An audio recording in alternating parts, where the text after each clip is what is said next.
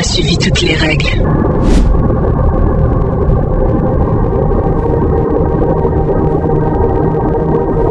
Des années de nos vies perdues.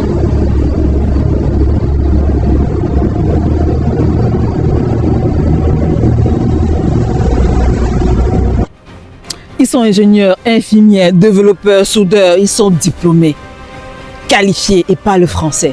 Le Québec leur a fait une promesse, celle d'une vie bâtie sur les compétences et leur avis de s'intégrer. Mais pour des milliers d'entre eux, cette promesse est muée en un labyrinthe administratif sans fin, un purgatoire numérique nommé... On pense l'enfer d'Arima, des années d'attente. Et pendant ce temps, le gouvernement abolit le PEQ. La porte se referme. Numérique nommé Arima. Aujourd'hui, on ne parle pas de chiffres, on parle de vies suspendues, de rêves en morceaux et d'une confiance trahie. Un sentiment de trahison immense.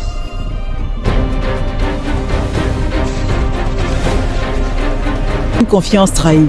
Voici l'enfer d'Arima. Venez ici, travaillez, étudiez en français. Suivez vos cours, gagnez de l'expérience professionnelle en toute sécurité. Profitez d'un accompagnement personnalisé et prenez un chemin rapide. Pour bien comprendre, pour bien saisir le drame qui se joue, il faut d'abord comprendre la promesse. Le Québec, face à ces défis démographiques, pour moi, a besoin d'un crayon de travailleurs qualifiés.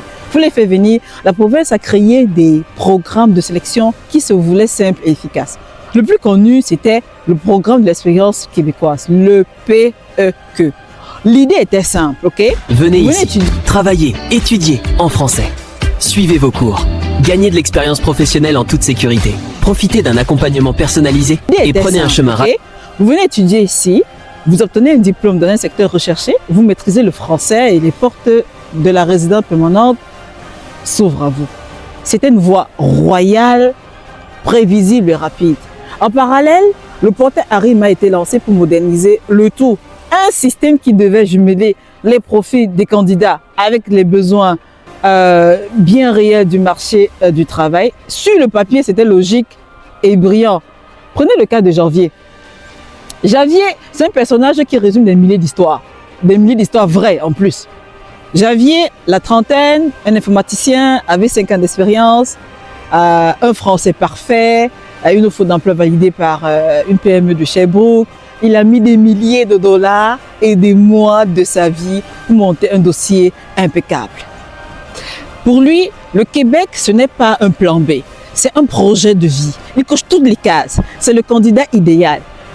Ou prenez Amina fraîchement diplômée d'université québécoise en génie civil. Elle a fait tout ce que le système lui demandait. Elle a eu son diplôme, elle a commencé à travailler, elle comptait sur le PEQ pour la suite. Sa vie est ici, ses amis sont ici, son avenir, elle le voyait au Québec. Javier et Amina ne demandent pas le monde. Ils répondent à un appel, ils sont la solution à un problème que le Québec a lui-même identifié. Okay? Ils ont cru à la parole de l'État et ont suivi des règles. Et ils ont suivi plusieurs règles en fait. Mais les règles du jeu étaient sur le point de changer brutalement et sans préavis. Est-ce qu'on peut faire ça? Nous ne pouvons plus fermer les yeux. Le programme est en panne. Oui, le glitch électronique. L'instabilité que nous voyons au Québec n'est pas un concept abstrait. C'est réel et il est temps d'agir. Le rêve a commencé à virer au cauchemar avec une série de réformes, de suspensions et de changements de cap qui ont sémé le chaos. Le mot qui revient tout le temps dans la bouche des candidats, c'est imprévisibilité. Le coup de massue le plus dur, ça a été la gestion du PEQ du PEC. Pendant des années, c'était la voie d'excellence, tout le monde le savait. Puis le programme a été gelé, modifié et finalement aboli en novembre 2025 pour faire place à un nouveau système, le programme de sélection de travail qualifié qu'on appelait le PSTQ. Imaginez un peu. On leur a dit 6 mois de traitement. Résultat, des années d'attente. La vie mise sur pause. Et le pire, pendant qu'ils attendent, les règles changent. Le PEQ est aboli. Imaginez un peu. Vous passez 3 ans. Ok, vous passez 3 ans, vous vous endettez en choisissant une formation qui vous rendait admissible au PEQ. Et au moment où vous avez votre diplôme en main, le programme n'existe plus. La porte se ferme. C'est ce qui est arrivé à des milliers d'étudiants étrangers. Et surtout, je pense même que peut-être c'était arrivé à toi qui m'écoutes. La ville de Montréal a même adopté une déclaration pour réclamer une clause de grand-père. Une mesure de transition pour ne pas abandonner ce qui était déjà dans le processus, ok? Mais la réponse du gouvernement du Québec, par la voix de son ministre de l'Immigration, a été non catégorique, confirmant qu'aucune clause de droit acquis ne sera accordée. Cette décision a été vécue comme une véritable trahison. Les réseaux sociaux ont été inondés de commentaires, de colère, illustrant le désespoir de ceux qui se sentent floués. Pendant ce temps, sur le portail Arima, l'attente devient une torture psychologique. L'engagement de traiter les... 6 mois de traitement. Résultat, des années d'attente. La vie mise sur pause. Et le pire, pendant qu'ils attendent, les règles changent. Le PEQ est aboli. La porte se referme. L'engagement de traiter les dossiers en 6 mois a pris fin avec les récentes réformes. Aujourd'hui, les délais pour obtenir une résidence permanente peuvent s'étirer sur des années pendant lesquelles votre vie est sur pause. Impossible de faire des projets, d'acheter une maison, parfois même de changer de job sans risquer de faire qu'apporter votre dossier. Le système est une boîte noire. Vous soumettez votre profil et puis le silence. Des mois, voire des années sans la moindre nouvelle. Vous ne savez pas si votre dossier est complet, s'il est à l'étude ou s'il est perdu dans les limbes numériques. Certains reçoivent des menaces de rejet pour des détails administratifs et doivent même se démener pour prouver leur bonne foi dans des délais ridicules. Le sentiment qui domine aujourd'hui, ce n'est plus l'espoir. C'est l'anxiété. Alors, comment on est arrivé là? À mon avis, bien sûr. Comment un système fait pour attirer les meilleurs? Est-il devenu une machine à broyer les espoirs? Il y a plusieurs raisons. À mon avis, comme je dis, d'abord, une instabilité politique chronique autour du dossier de l'immigration. Chaque gouvernement... Parce que l'immigration est devenue un jouet politique. Un ministre change les règles du précédent. Parce que le système a oublié l'humain. On ne voit plus des vies, on voit des dossiers. Le message au monde est clair. Venez, mais notre parole. Chaque gouvernement, chaque ministre semble vouloir défaire ce que le précédent a fait. Ça crée une insécurité juridique insupportable. Les programmes deviennent des jouets politiques qu'on ajuste selon les sondages au lieu d'être des mécanismes stables.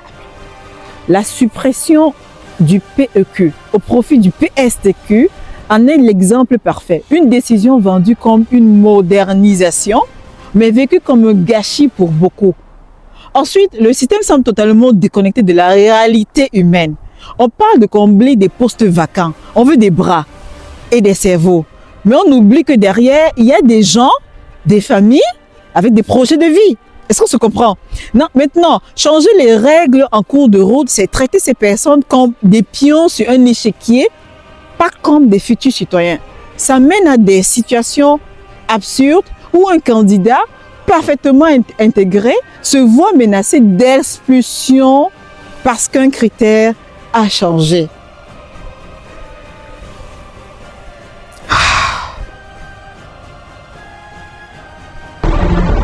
Ce n'est pas qu'un problème d'immigration. C'est une question de parole donnée, de dignité. Troisièmement, la communication est un échec monumental. L'administration se terre derrière ses portails web, ses réponses automatiques. Cette absence de communication claire et humaine nourrit la méfiance et l'angoisse. Les candidats ne veulent pas de passe-droit, ils veulent juste de la considération.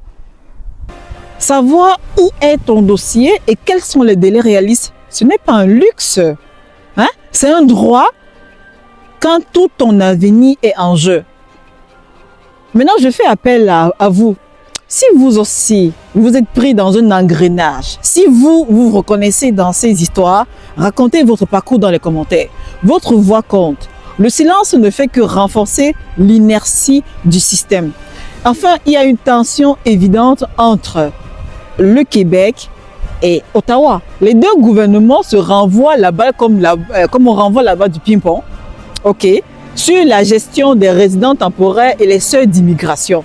Québec veut réduire certains seuils Mais une bonne partie des statuts est gérée par le fédéral. Et au milieu de cette querelle politique, bien sûr, ce sont les immigrants qui trinquent, pris en étau. Comme on dit souvent, entre l'écorce et l'âme, ne mettez pas vos dents. Ou bien quand deux éléphants se battent, qui souffrent. Le résultat de tout ce bazar, une perte de confiance dramatique. Le message envoyé au reste du monde est désastreux. Venez au Québec, mais attention, la promesse d'aujourd'hui n'est pas celle de demain. Ça frappe directement la crédibilité et l'attractivité du Québec. Cette histoire, ce n'est pas que de la paperasse. C'est notre crédibilité à tout ce qui est en jeu. L'enfer d'Arima n'est pas une fatalité. C'est le résultat de choix. On peut faire mieux, ensemble. L'histoire de ces candidats broyés par la machine n'est pas une simple anecdote. C'est le symptôme d'un système qui a perdu sa boussole humaine. En mettant fin au PQ en novembre 2025, sans aucune mesure de transition, le gouvernement a créé une situation que beaucoup qualifient d'injuste et d'inhumaine. Ce n'est pas juste une histoire de paperasse. C'est une question de parole donnée et de respect de la dignité. Le Québec a désespérément besoin de ces talents pour sa prospérité et sa vitalité. Mais l'immigration ne peut pas être une simple transition, à mon avis. C'est un contrat social, un pacte de confiance entre une société et ceux qui choisissent d'y contribuer. Aujourd'hui, ce pacte est rompu. Il est urgent de ramener de la stabilité, de la prévisibilité et de l'humanité dans le système.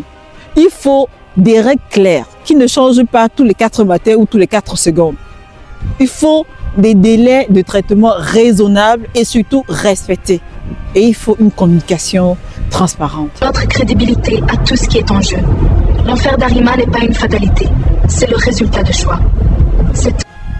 L'enfer d'Arima n'est pas une fatalité. C'est le résultat des choix politiques. Et d'autres choix sont possibles. Pour l'avenir du Québec et pour les des milliers de personnes qui attendent dans l'incertitude, il est plus que temps de les faire.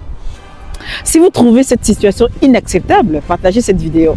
Faites en sorte que ces histoires soient entendues. C'est en exposant ces failles au grand jour qu'on peut espérer forcer un changement. Mais si vous et moi, nous restons dans le calme sans rien faire, nous allons toujours être dans ce système et dans cet engrenage et nous allons continuer à murmurer dans nos jupons. Il n'y aura jamais de changement. Nous allons seulement subir. Prochaine fois, le scandale des faux étudiants. Comment des réseaux détournent notre système. Parti 4. À très vite. Abonne-toi pour ne rien rater.